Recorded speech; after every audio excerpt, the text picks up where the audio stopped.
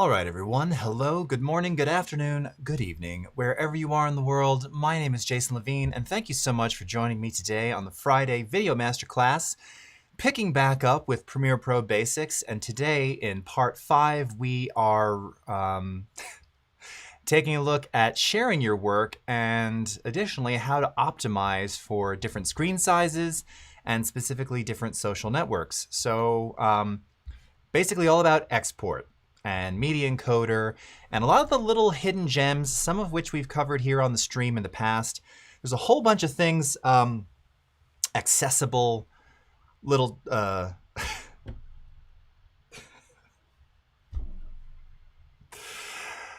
Sorry, I just had a senior moment there. There's a whole bunch of really cool effects and filters and somewhat hidden things in Media Encoder that many of you may have never discovered. So I'm going to cover those, and specifically to pull up a little table of contents for you. So this is what we're going to talk about today. Sorry, I don't know. I'm feeling so goofy.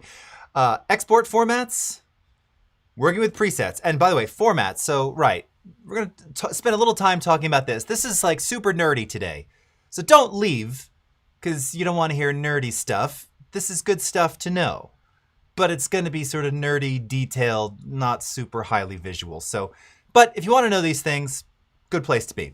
Working with presets, because people always ask about that. This includes the presets that we already have, as well as how to make them. Effects tab, hidden gems, going to go through all of those. And again, this includes a bunch of things like watermarking and overlays, as well as the ability to apply loudness normalization at the end of your video, or even something called the time tuner, which will enable you to chop off frames when there's sort of dead space to fit a specific duration of time. We'll kind of cover that. Direct publishing to social. Now, we've talked about this and have shown this a lot in various forms. You can still publish directly from Media Encoder to YouTube, Twitter, Facebook, Behance, to an FTP. Again, somewhat undiscovered for some. We're going to go over that. When to choose the infamous max render quality checkboxes. We're going to go through those. And then kind of cut back to an older feature, but one that can't be forgotten, auto reframe. So again, this is a feature that we introduced a couple of years ago. You may remember this allows you to take any video and then using AI automatically reframe the video based on whatever aspect ratio or screen size you're going to. So if you shot widescreen but need to deliver in vertical, you can use this in a single pass for that, or vertical to square, or some custom aspect ratio. And then at the very end, if we have time, just wanted to show you a couple of fun things. Again, this is nothing fancy, but you know, a technique if you're trying to deliver, say, you know, a more cinematic look when you're sharing your video. You know, you can do this by using overlay templates to kind of simulate different aspect ratios, basically. So like an ultra wide screen, a 2.35 to 1 CinemaScope kind of look or something like that. Or even if you're going like super old school 80s, pre-HD, pre-widescreen, you know, 4:3, but with sort of soft edges. Anyway, if we have time, I'm going to go through some of those. Okay, as always, coming to you live on a host of different networks. So lovely to see you all here. Kevin, Steve, Norsh, Clever, Cody, Gareth, Misty, Z by HP, Ramez, Matthew, Philip, Tim, Umacorn, Christelle, Diego, Estuardo. Nice to see you all. Thank you so much for joining. All right, and I can see we've got a bunch more people coming to us over here on Twitter, as well as on my YouTube channel as well. So thank you for coming, Pico World, and Stephanie and Dan. Great to see you there. Okay. All right, and Debbie Mason. Hey, what's up? Theo. Brenda Hansen. Hello. Chris Olson. Hi, everyone. David Lewis. What's up? Very nice. You're using a Rode Lav into your iPhone. Yes, that seems to be a pretty common thing these days. Okay, by the way, also for the chat, I will of course be following the live chat over at b.net/Adobe Live. So if you want to ask a live question, this is the one that I'll be looking at. I'll return to my channel at the end to answer any questions that I haven't been able to get to. Okay, so with that, let's go ahead and switch over to Premiere and let's get started here. And once again, my Stream Deck is delayed. I don't know why it's doing this, but it is what it is. Okay. Hold on. So before we start, Surge M, let's do this. Debbie Mason, I really love your streams. Oh, thank you so much. I, Dawn Marie, great to see you. Ramez Tabchi, hey, what's up? Okay, David Lewis is saying, before I start, it's using a Rode Lav mic into my iPhone, 24 FPS in 4K, and it's not in sync. Any ideas? Well, David, that's a, it's a potentially long question. Now, if I don't know how you're capturing, if it's capturing VFR, variable frame rate, we now have in Premiere an automatic detection for VFR video, and it can correct that. It's a drop-down menu. I don't have any to showcase here. If you ping me on Twitter, though, I can help you with that.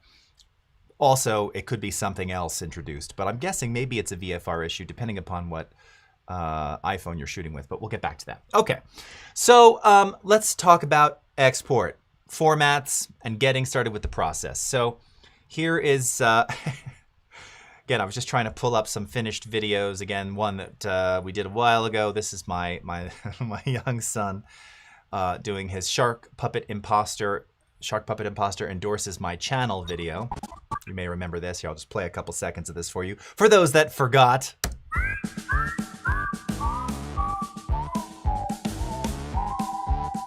What, you oversleep? Yeah. What now? Press the like button, or else I'll oversleep again. Okay. You know, I was doing a podcast the other day, and they were asking me stuff all about quarantine and, you know, mostly around creativity and what did you do to stay creative? And my answers, I think, surprised them a bit. But one of the things I said was I had no shortage of entertainment, just letting my kids film and just be, you know, be their youthful selves. And man, it still makes me laugh. Okay, so I'm going to select this particular sequence. We're going to go up to the File menu, File, Export, Media, Command M, Control M on the PC, and go into this export settings dialog. Now, again, if you've joined the streams in the past couple of weeks, months, you know that we've been redesigning with you, the community, a new export experience which looks way less terrifying than this. It's funny how this export window, I mean, it's pretty traditional. It hasn't really changed much over the years. But, you know, when I look at it now compared to the new experience, it is, yeah, I guess it's kind of intimidating. It's just it is. There's a lot of gray and a lot of text and a lot of checkboxes and yikes. Okay, so formats. Let's start up here, up at the top. Again, we're gonna get nerdy and detailed today. That's what these master classes are about. Now, you got a lot of flavors, a lot of format options when going out to the web or wherever, right? So people who are new to video are always asking, well, what's the best format? Short answer, there is none. I mean, I don't even know what that means. What's the best format? Well, best for archiving without any sort of loss to the original export. Best for smallest file size, but, you know, biggest bang in delivery in terms of playability on all systems or networks, right? There's a million different answers to that question. The most common export format for delivering to YouTube, Vimeo, Facebook, Twitter, TikTok, or any other social media network is H.264. And I think that may be the default format when you first begin to export. I'm not sure, actually. It's been so long since I've reinstalled Clean. But H.264 is your most common. And certainly if you're going to be sharing or delivering or, again, uploading to any of the aforementioned destinations, H.264 is the flavor you want to use. Now, of course, we're not going to get into all of the settings here because that's a stream in and of itself.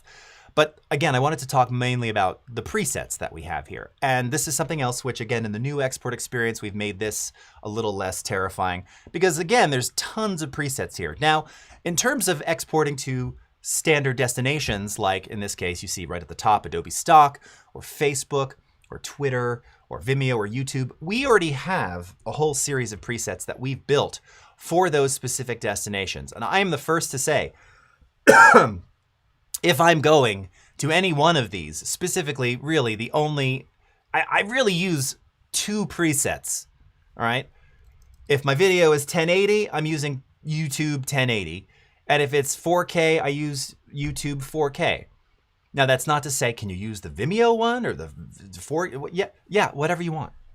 Well, are there better options? Can I do YouTube and then, what if the bit rate's not high? Change it. There's so many options. There's always questions. Well, what about this bit rate? Is it going to look? Am I going to lose some quality? Blah blah blah. As a recovering sort of fidelity monster who used to look for one bad pixel in an export, or one moment of whatever popping or something in an audio export. I mean, does it matter in the grand scheme? And what are we talking about here, right? So my point in this short rant is saying that these presets are going to look good. You have all the freedom to customize them all you want. We've worked with all these networks to make sort of ideal presets, but you can customize any of this. And up at the top, again, actually the default presets that we go to are these match source. So what that does, and you can kind of see it in the summary here, our source media is 4K, 30 FPS, progressive, 48K stereo. So a match source is going to mimic that in terms of aspect ratio, frame rate, audio configuration. In this case, it's using the highest bit rate AAC. It's H.264. It's a compressed format. And then it's using VBR. In this case, it's a one pass. Some people feel differently about one pass versus two pass, or using constant bit rate at 10 megabits. Now, again, that's okay. Case in point, choose a different preset. If I go to my commonly used YouTube one, and I'm just doing this to show you the slight differences. So this one here, now again, I could actually, this particular video is 4K. Let's go to the 4K one. All right. So in 4K, this one is same frame size, same frame rate, same aspect ratio, but this one is actually using, it's VBR one pass, but it's a 40 megabit stream. So what's going to look better? Well, theoretically this one. It's 4 times the bit rate, That's typically why I like to use these presets, because the bit rates are, by design, pretty high to give you really decent quality using a compressed file format. There is always going to be a little bit of data loss, right? A little. Will you see it? Depends on where you're watching it. Are you watching it on a phone? Are you watching it on a 100-inch television?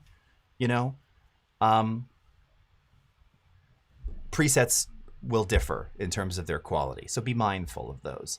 The 1080 version of this, by the way, is a 16-bit export, so even 16 megabit export. So even that, and if we're going against that match source high, that was 10 megabits at 4K. At 1080, the YouTube preset is 16 megabits. So again, if you're using a preset and you're like, oh, that doesn't look so good, try different ones. Pay attention to the bit rates of the export. And that's the one field that I'm going to focus on here. So if we look under the video tab section here, these are all your basic video settings. So these are all the settings for the export. Again, your dimensions, your aspect ratio. All right, there's that render at maximum depth. We'll come back to that in a bit. Software or hardware encoding. Now, interestingly enough, I don't know why this one's using a software encode. I'd probably personally, I always tend to use hardware encoding. But this one is saying it doesn't support that particular preset with hardware encoding, which is interesting. Okay. But as I mentioned, what you really want to focus on is this right here, the bitrate setting. Okay. Now, for HD 1080p, you really don't need more than 16. And if I go back to that, let's go to that YouTube 1080 preset. Okay. Which I believe is 16 megabits. Yeah. You really don't need more than 16 megabits for 1080p. You just don't. Google it, all right? Could you make it? What does it even allow you to go to? It allows you to go to 62.5. Could you make it 62.5? Sure. What is that going to do to your video? Is it going to look infinitely better? Probably not. Probably not noticeably so. Is it going to be larger in file size? Yes, right? Higher bit rate, larger file. So, again, you can kind of investigate these things on your own. We don't have enough time to go over all this stuff today.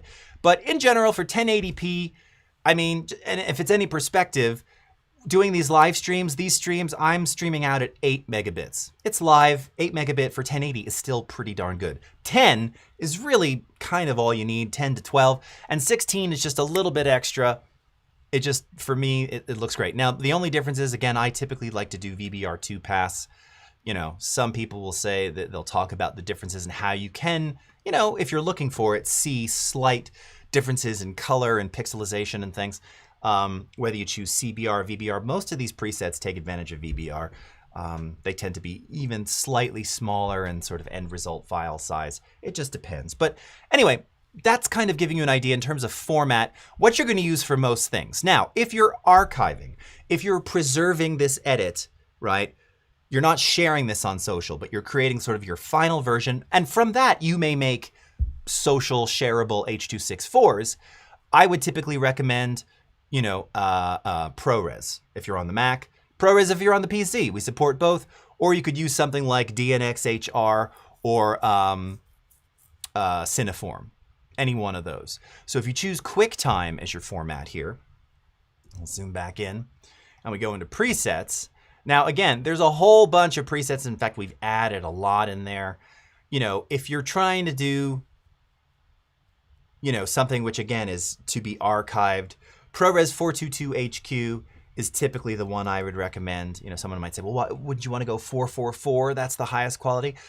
Yes, I mean, yes, technically it's going to be bigger, and you know, you don't necessarily need that again, unless, you know, if it's Spielberg, sure. If you require something with alpha, 444 with alpha, yes, that's an obvious one. But you know, for the most part, all of my archives I'm doing in 422HQ, and I've never felt sorry about it. This is also where you can access Cineform. Now, many people ask, well, why, you know, Cineform has been very popular in the industry. Why would I not want to use Cineform? You absolutely can. And again, when I do Cineform, 12-bit with alpha at maximum bit depth is typically what I'll choose. It's going to be a little bit bigger than ProRes, but they're both going to look great, you know, again, for archive formats. And then everything else, I mean, it's just all these various flavors. You know, if you need to make, if you're still making, you know, DVDs or Blu-rays, I'd probably choose one of these, or maybe the H.264 Blu-ray is more common. The MPEG-2 Blu-ray is a pretty old standard.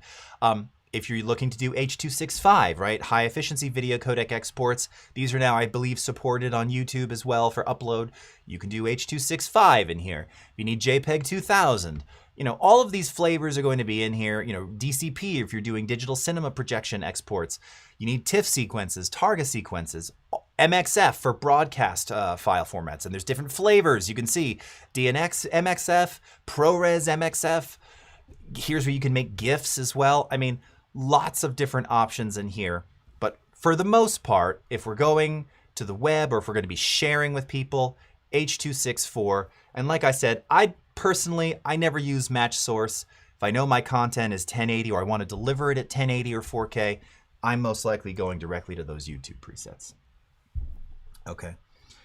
Yeah, and Tim is saying 16 megabit for 1080 also depends on the frames per second, and that's absolutely true. For gaming videos, you can go higher than 16 megabits. Yes, absolutely. And if you're, that's the thing is, I never do anything at six, like I'm never editing, you know, because I'm not doing gaming videos, so I'm never doing stuff that's in 60 or 120 FPS, but playing in real time, you know, without slow motion. So yes, those things matter.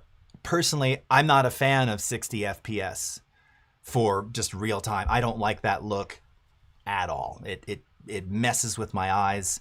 I'm not an HFR person, you know. If you saw the whole Hobbit thing from a couple years ago at 48 FPS, not a fan of that look. So, but again, you have more options when you increase frame rate, and you'll have different results, again, playing with those bit rates.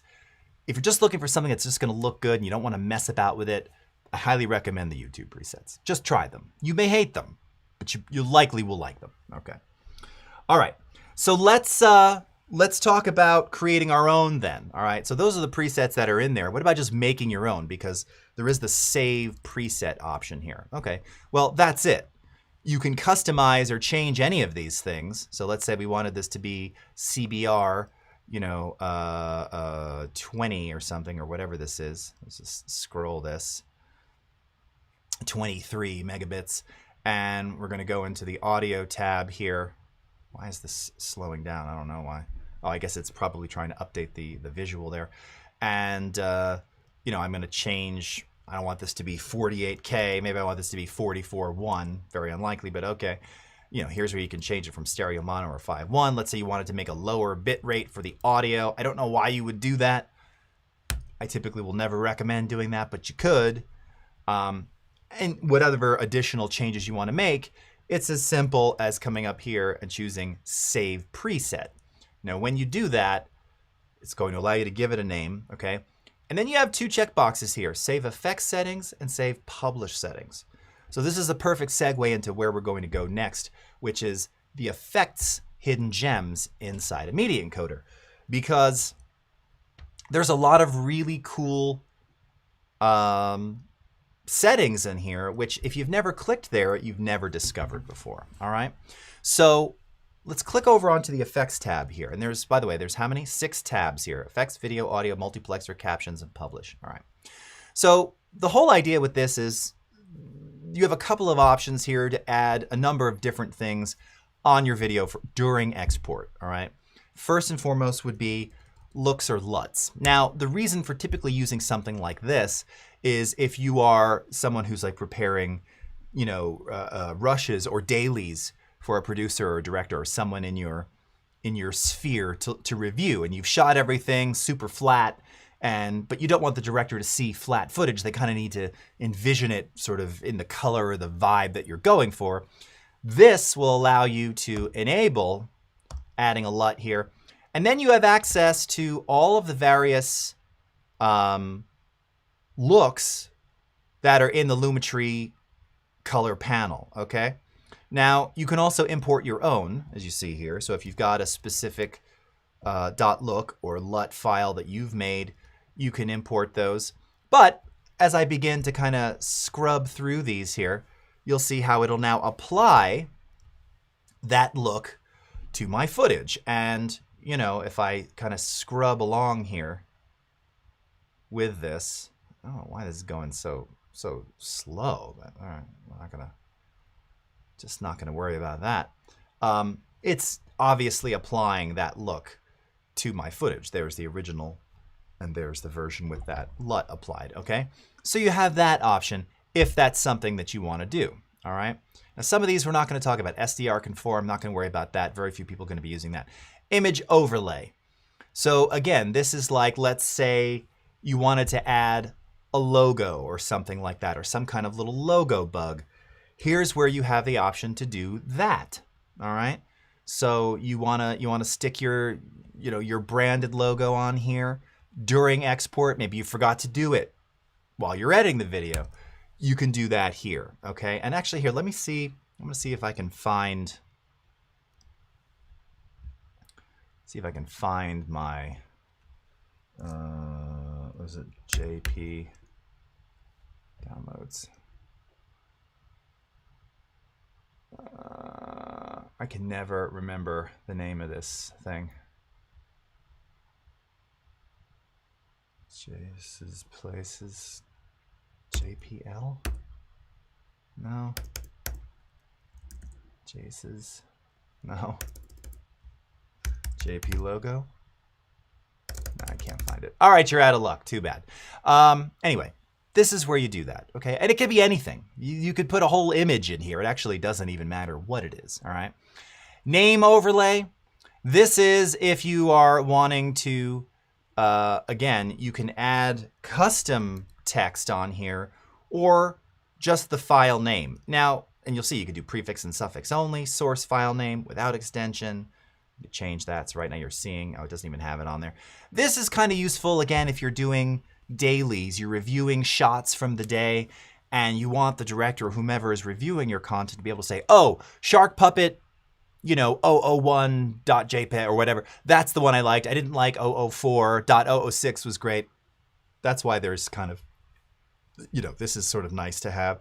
Again, you can adjust the position of where that text goes. You can adjust the size of how that appears on screen. Why in Lord's name is this so delayed right now?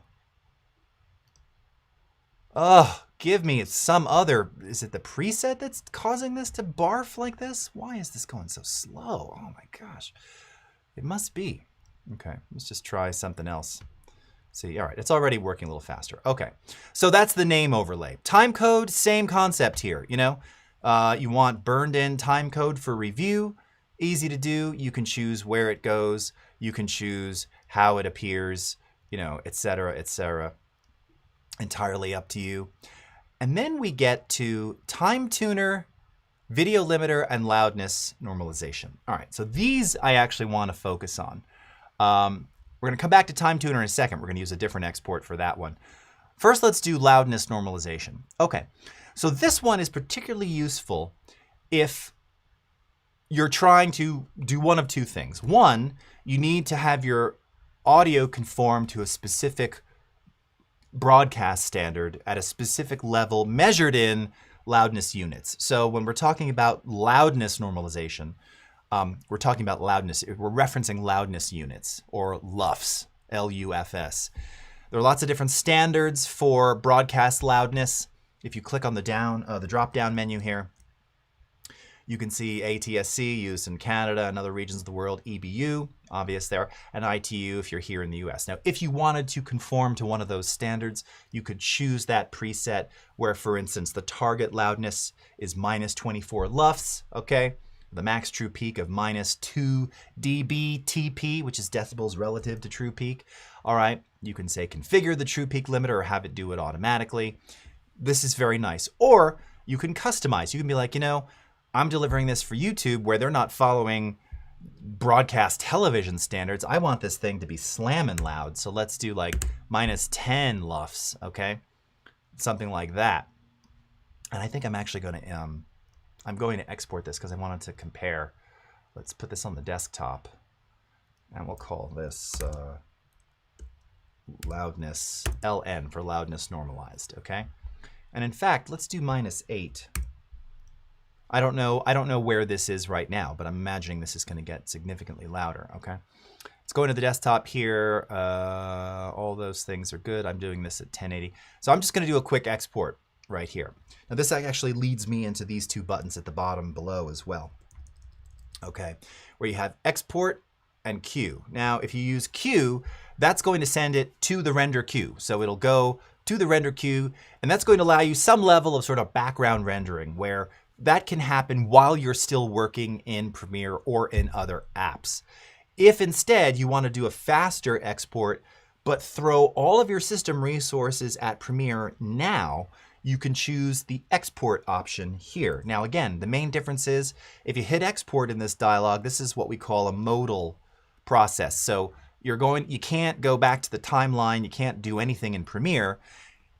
You really can't do much of anything. Yes, maybe you can go to mail, maybe you can surf the web. The problem is it's trying to suck every resource from your system to do a faster export. So if you're gonna do this, you sort of need to be committed to this space right here. But let's go ahead and do that. Give me an opportunity to look at some questions. All right, Kevin saying good for reviewing dailies. Yes. Okay. Is it possible to create? Oh, is it possible to create or select your own poster frame for the final exported video? Poster frame, yes, for YouTube. Now you're jumping ahead, Armando, but yes, we will get there. Okay. Very cool. All right. So let me go ahead and import this. We just did that export. Let's see. Let's compare what these look and sound like. All right. Now, just looking at the waveform, okay. So there's the loudness maximized waveform, and where's the other one? Here's the previous one. So you can see that it's significantly louder. So again, if I were to play this, Okay.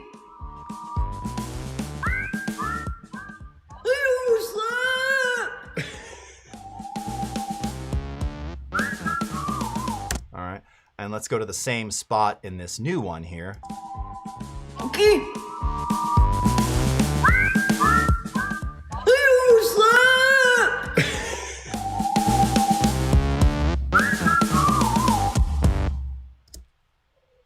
Sounded really good, actually. So that's one of the greatest hidden gems in there. Now, if you're asking like, well, oh, good, so I should export everything at -8 LUFS for YouTube?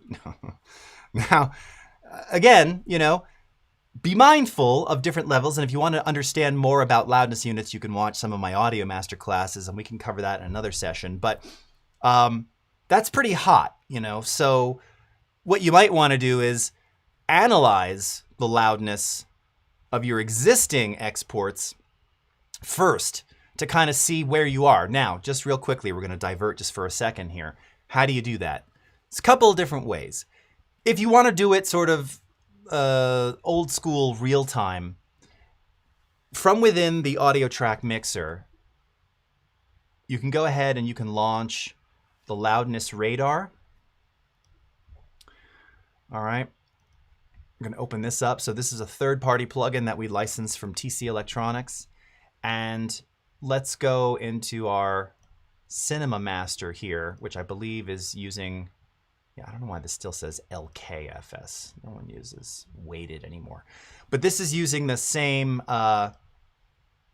loudness target standard as the ITU, BS1770.3. You can see it right there, okay? So if you wanted to see what the actual loudness of this was over time, we can play this back, and this is going to give you a live, real-time average measurement of your program loudness. Okay?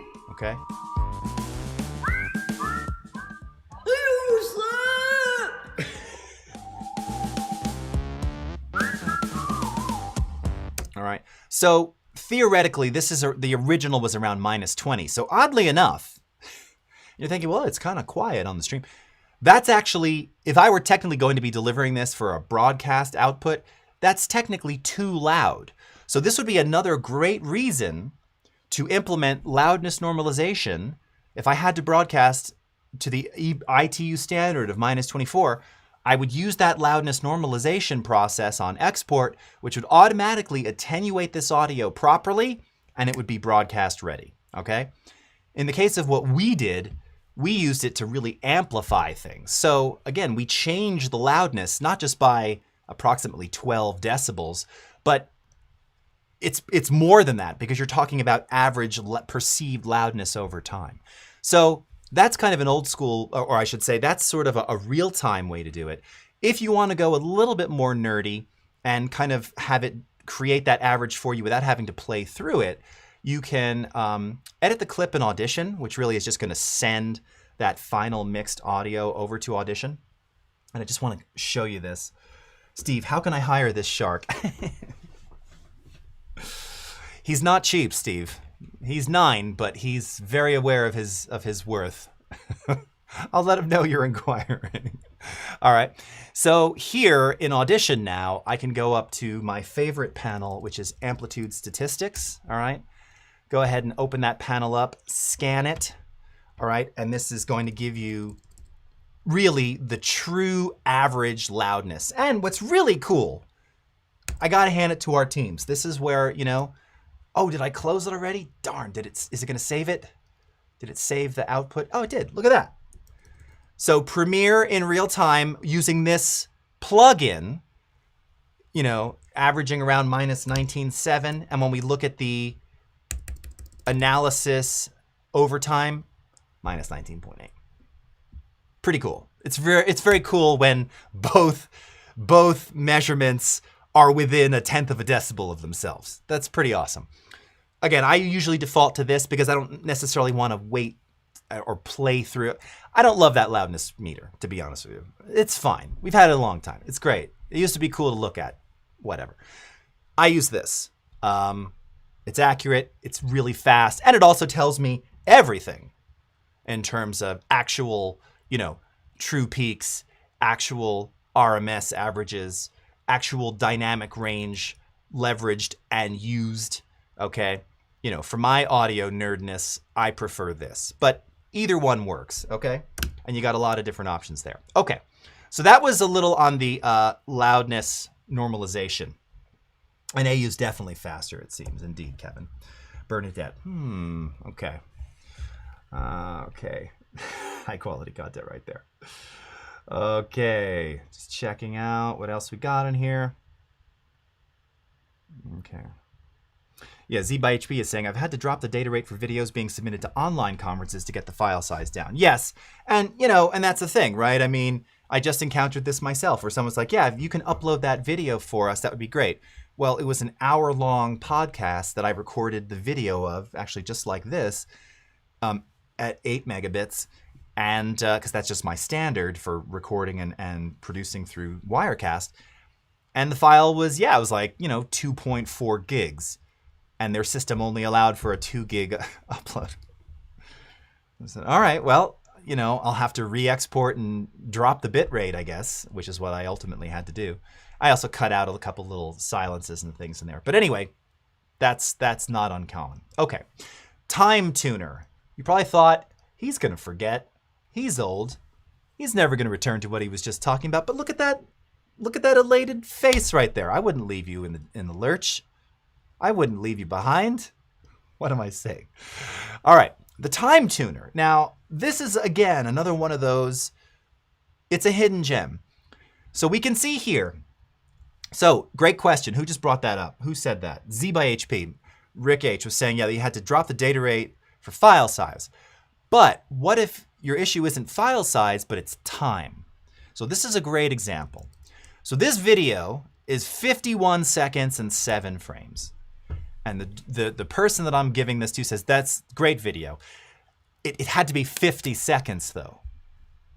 Can you edit it down to 50 seconds? Now, I could. It would mean going in there and trying to find, again, we're talking, 37 frames approximately, give or take. I got to find 37 frames to cut out manually. That's at a time loss to me. So instead, I can use the time tuner, which will automatically look for areas of sort of no motion, no movement, or silence, and it automatically is going to remove X number of frames based on what you set this at. So if I wanted to go to 50 seconds, I can type that in, and it's telling me that this is going to do a 2.4% duration change. And you can see here, if you hover over these things, does it give you the tooltip? Yeah. So in preset use, let me see if I can zoom in so you can read the that tooltip there. All right. Let me see if I can get it to come back. There we go. Choose target duration to adjust all outputs to a specific target duration, or choose duration change to adjust each as a percentage of the original source duration. Okay? That actually is no more clear. I thought it was more clear than that. I don't know. What is that? To adjust each as a percentage of the original source. What? Okay. Sure, whatever you say. Let's see how it does. Now, here's the thing. If you've got music underneath your video and you're using Time Tuner, I get asked this when I show this, well, how is it going to affect if things were edited to the beat, or if there were specific cuts on specific parts of the musical soundtrack? Well, yes, if you're having... I don't actually think this is AI doing it, it's just an algorithm. But if you're actually having a system automatically try and edit for you, yeah, you might lose some of those beats, some of those cuts, because it's just trying to look for areas of, again, no motion, no sound, whatever. It's not looking for the most aesthetically pleasing, it's looking for what makes sense that you won't necessarily notice. So if you've got music underneath things, this can sometimes, if it's more than about 2-3%, it can make for slightly strange transitions in your video. If there is no music underneath, it's typically pretty seamless. Again, depending upon, there's many factors, but this could be a real time saver, particularly if you're talking about this is 50 seconds. If you're talking about something that's 24 minutes, and let's say it was 24:15, but it needs to be 23:59. That's going to be really hard to go through and try and find those 15, 16 frames to cut out. This doing it for you automatically is pretty genius. Now, even though this doesn't necessarily apply specifically to this feature, this is a good opportunity to talk about those checkboxes that you saw before. First being render at maximum depth, which you can see here. And then there's render at maximum quality. Now, when we were talking before about formats, right? So if you're going from your master in Premiere and you're uploading to YouTube, and presumably you're probably uploading as H.264, so you're not using an archive format. You're using a compressed file format, H.264, H.265, MPEG, etc. There's really no point in rendering at maximum bit depth because those formats don't support maximum bit depths for the most part. It's really 8-bit media. So you're not really buying anything by doing that. If you're going to ProRes, DNX, Cineform, and you want to maintain or retain all of the data, all of that color information, then yes, render at maximum bit depth, okay? And the other one here is render maximum quality. Now this one, I think the tooltip actually tells you specifically. Is it not doing it now? Yes, there we go. Oh, gives better quality. We changed it. Okay. You only need to check this if you are in fact scaling your video. So whereas before, remember the shark video was 4K, but I was going to export to 1080. Because I'm changing the scale, it does in fact benefit me to check that box. Whether I'm scaling up or down, you're going to get theoretically better quality in the render with that checked. If you're scaling. If you're not scaling, this isn't doing really anything for you outside of adding a little extra render time.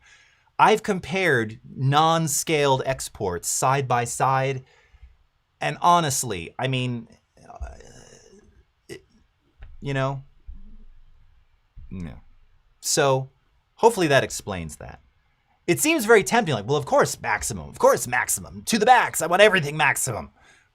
But it doesn't buy you anything if you're not scaling, and the other one doesn't buy you anything if you're going to the web, okay? Right? So you're working in 32-bit float, you're like, well, I'm gonna now put this into a 720p 5 megabit H.264. You do not need maximum bit depth checked. It's just a waste, all right? So hopefully that clarifies that. Okay, going back to Time Tuner though, where we've gone out at 50 seconds, let's go ahead and let's export this. Put it on the desktop, 50 sec, click save. We're gonna do an export again directly. Give me some chance to look at everything. Tim Loomis makes sense, very good.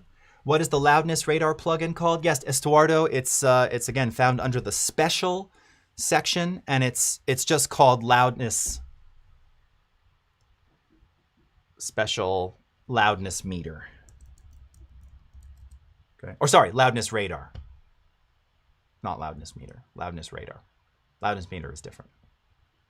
Okay. And there's already some presets in here based on, you know, different standards as well. But as you saw, if you go into settings, same thing. You can customize this however you like, okay? And so many, these really need to be updated because really no one measures. This LKFS is loudness units weighted relative to full scale. But now everything is theoretically, I think it's weighted in the standard anyway, so no one really measures, no one uses LKFS. I never see LKFS. Tell me in the chat if you've seen LKFS recently. I'd be very shocked. Okay. Did I just export that? I did, right? Okay, so let's go ahead and open it. 50 seconds, import, new sequence from clip. Let's go to the end. And looky there, friends.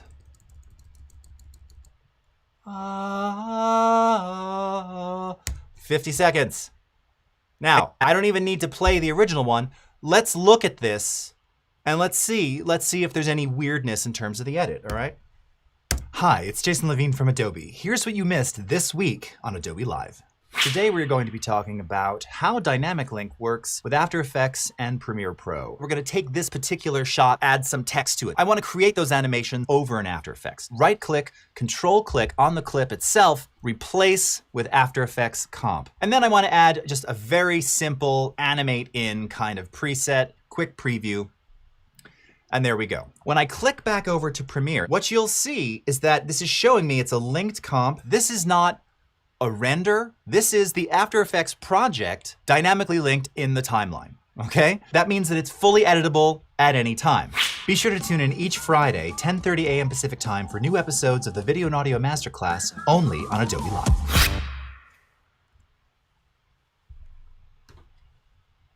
One checkbox, time tuner. Type in your new duration. I just automatically edited out 36 frames somehow. Now, you might say, how does it compare to the other one? I don't know, but I watched it and I was like, yeah, that works.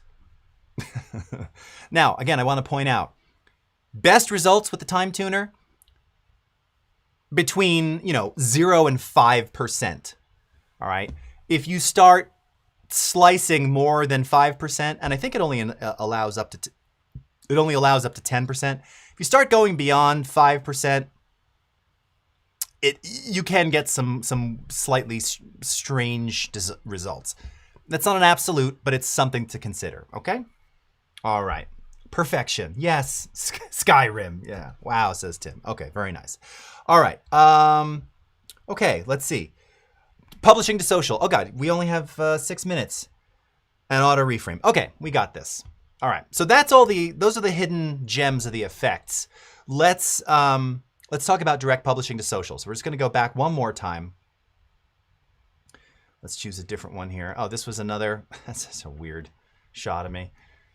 From a little music video I did a couple years ago for Free to Be You and Me with updated lyrics there. Okay.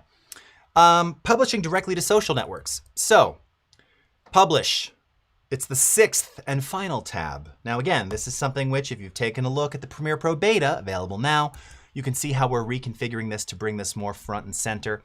Basically, the idea here is that instead of exporting in Premiere and then going to YouTube and uploading, or exporting in Premiere and then going to Facebook and then uploading, you can do it in one pass, all right?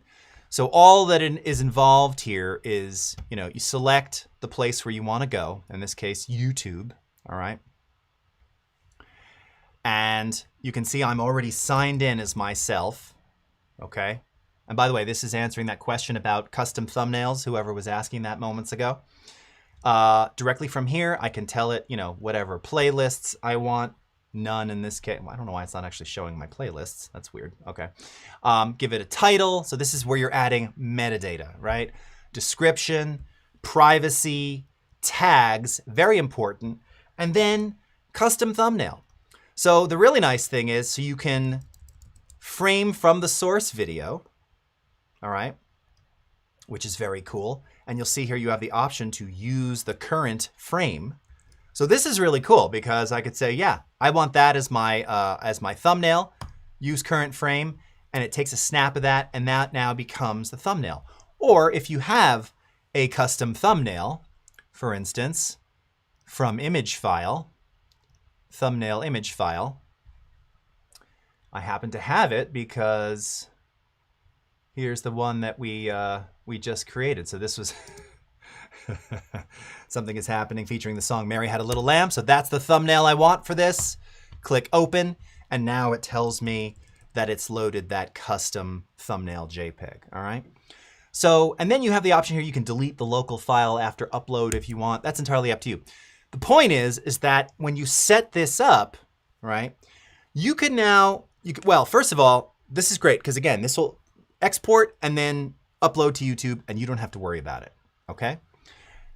If in fact you want to be reusing this same concept, now the thumbnail thing gets a little tricky because you'd obviously swap those out for every video, but you could save a preset with the publish settings as part of the preset. So let's say with every video you automatically upload to YouTube, Vimeo, Behance, Facebook, and local, you could have that saved as part of the preset. And you can also have the effects settings saved. So maybe every video, after you do a loudness normalization, you're like, you know what? Jason showed me publishing at -8 LUFS, which everyone is going to hate me for because it's too loud for videos, but do it. Do it. You can save those effects settings, okay? It's really cool. So that you don't have to go back there. And that's the same as, let's say, you want to, every video you export, you want your logo bug, your overlay, your branding, your watermark, save it as part of the effects settings, as part of your preset. All right? Really cool. Okay. So for our last couple of minutes here, let's talk about auto reframe. All right. So again, for those of you unfamiliar, the concept of auto reframe is that you can take something like this widescreen video, and Premiere Pro using Adobe Sensei will automatically scan and analyze the region of interest, in this case of every single different clip, and try and put the content sort of in the center of whatever frame you choose. All right. Now, what's interesting about this is that, some of the images are centered, some are off center. Something like that fly is like off to the left. This shot of Michael's off to the right. This shot of Michael's off to the left. Like that's the region of interest. So you can run auto reframe on an entire sequence of individual clips, like this one that you see here. All right. Just by going to the sequence menu and choosing auto reframe sequence. Now, when you do that, it pulls up this dialog. All right. You can choose whatever aspect ratio you want, or a custom aspect ratio. So if you have you can't see that, sorry. So if you want a specific, maybe you want a 5:4 or some other flavor, 2.35:1, like we discussed, whatever. You can do that here. You have a motion tracking option. I never move this off default. If you're doing like a lot of stuff that has a lot of high speed motion, maybe switch it to faster motion. And then some clip nesting options here. Again, most people won't necessarily have an issue with that. Now, when you do this on a full sequence, this is going to take some time to process. So I actually ran this on this sequence. So what's nice about it is when you run it on the sequence, you still have the exact same layout. It copies the sequence, makes a copy, and then it reframes each individual clip. So let me just scrub through this and you'll kind of get an idea of how it sort of framed. So we totally like lost Michael on the side there. It was focusing. Remember, he was on the right side. We lost it. This one, it brought him back in the center. This one, it's focusing on text. Okay. Now remember, in this one, he was on the right. It actually auto reframed over to him. Our bug was on the left. It kept it right in the center. All right, that one's pretty obvious. Didn't quite catch our ghost Michael here. Got like half of his body there. Now, again, you can reconfigure these in the effects controls. You have the ability to adjust the position of your auto reframe. So you have total control over this. Just trying to showcase to you that when you run it on something like this, and look, see at the very end there, it did a really nice, this is also reframing in square, okay? If we were to take something like this Masterclass promo, let's take this one here. Now this is already edited. Let's go ahead and auto reframe. And let's do this one as vertical, just to see what happens, all right? Click create. Okay, it builds a new sequence. It's analyzing. Now, you used to see the analysis in the window here. I must admit, I just noticed it's now showing it to you down there. I didn't see that. And by the way, does that mean it's done? I guess it's done. I don't know why it's still lingering there. Now this one's a little challenging, right? Because it's me in an interface of the UI. So this is not really an ideal vertical candidate, you know? You can see it did a pretty nice job though of me. Looking quite handsome there, if I do say so myself. Let's just take a quick look what it did here. Hi, I'm just gonna scrub through it. So it did a good job on both of the shots of me. And then when we get into the interface, like it's trying to follow the cursor. Yeah, like it kinda got it. It didn't really know what to do. By the way, all that movement, that's auto reframe using AI to physically move the camera. So it's trying to follow where the action is happening, even though this was look, I'm talking about the AEP. It did it. It's doing a good job. And then when it gets back to me, I'm right front and center. By the way, Kevin, why is this still on down here? Why is that still there? That needs to go away. What is this info thing? Great. Why is it still showing me that? Click, click, click, click, click. This is where, you know what? 1,000 times I would start doing that now, okay? Ooh, nice stopped frame of me. Good one. Okay, So auto reframe, super great for social sharing and converting your videos into different aspect ratios, different formats, different frame sizes. Unfortunately, everybody, this is all the time we have. I'm gonna have to switch back to my camera here before the ban hammer comes. Let me check some of the questions. The excitement about Shark Puppet interrupted my question earlier. Uh-oh.